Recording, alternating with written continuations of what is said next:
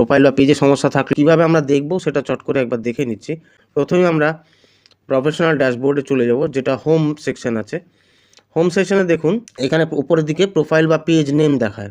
এখানে ভাইব্রেন্ট কৌশিক দেখাচ্ছে, আপনার প্রোফাইল বা পেজের যা নাম থাকবে সেটা দেখাবে।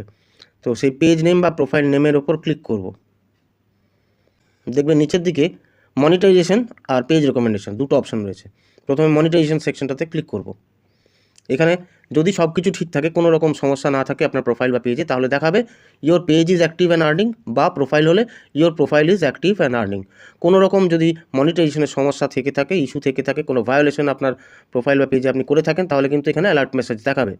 আর যদি সব কিছু ঠিক থাকে তাহলে ইয়োর পেজ বা your profile is active and earning থাকবে। এটা মনিটাইজেশন। এবার পেজ রেকমেন্ডেশনে ক্লিক করব। একইভাবে এখানে দেখবেন সব কিছু ঠিক থাকলে কোনো রকম অ্যালার্ট মেসেজ থাকবে না। এখানে দেখাবে পেজ হলে পেজ রেকমেন্ডেশন, বা প্রোফাইল হলে প্রোফাইল রেকমেন্ডেশন রেকমেন্ডেবল। এই রেকমেন্ডেবল দেখাচ্ছে মানে পেজ রেকমেন্ডেশন বা প্রোফাইল রেকমেন্ডেশনে কোনো সমস্যা নেই।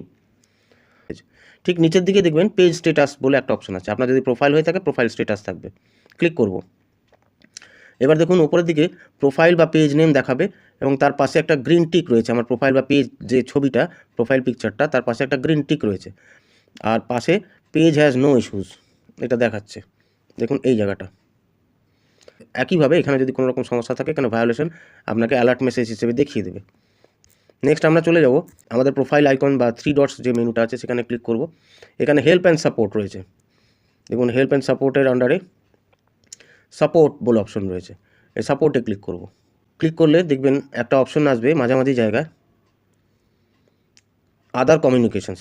আপনার ক্ষেত্রে হতে পারে সাপোর্ট ইনবক্স আসছে, তো আদার কমিউনিকেশনসে ক্লিক করব।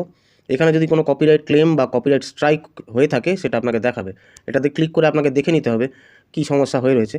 এখানে যা স্টেপ নিতে বলা হবে সেটা অ্যাকর্ডিংলি স্টেপ নেবেন। আপনি অ্যাকসেপ্ট করতে পারেন বা আপনার কন্টেন্ট ডিলিট করার অপশন, যা অপশন থাকবে সেটাকে আপনাকে যেভাবে হোক রিজলভ করতে হবে।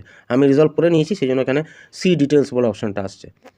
তো এখানে যা ইস্যু থাকবে আপনাকে রিজলভ করে নিতে হবে। এরপর চলে আসবে আমাদের প্রোফাইল বা পেজের মেইন পেজটাতে। একটু নিচের দিকে দেখবেন মোর বলে একটা বাটন আছে, সেখানে ক্লিক করলে দেখবেন রিলস সেকশন আছে। রিল সেকশন একটু ডান দিকে দেখুন নিডস রিভিউ বলে একটা বাটন রয়েছে। এখানে ক্লিক করলে এখানে দেখাচ্ছে নো মিউটেড রিলস, অর্থাৎ কোনো রিল এখানে মিউট করা হয়নি ফেসবুকের তরফ থেকে। যদি কোনো কপিরাইট ইস্যুর কারণে অনেক সময় এখানে রিলস মিউট করে দেওয়া হয় এবং এখানে সেটা দেখা যায়। যদি কোনো মিউটেড রিলস থাকে হয় ওই আপনার ওই রিলটা বা ভিডিওটা ডিলিট করতে হবে, বা রেভিনিউ শেয়ারের অপশন থাকলে সেটা করতে হবে। অ্যাকর্ডিংলি যা থাকবে আপনাকে রিজলভ করতে হবে। এখানে নো মিউটেড রিলস থাকতে হবে, মিউটেড রিলস কিছু থাকা চলবে না। তো এই কটা হচ্ছে মোটামুটিভাবে চেক যে আপনার প্রোফাইল বা পেজে কোনো সমস্যা নেই, এটা বোঝার জন্য।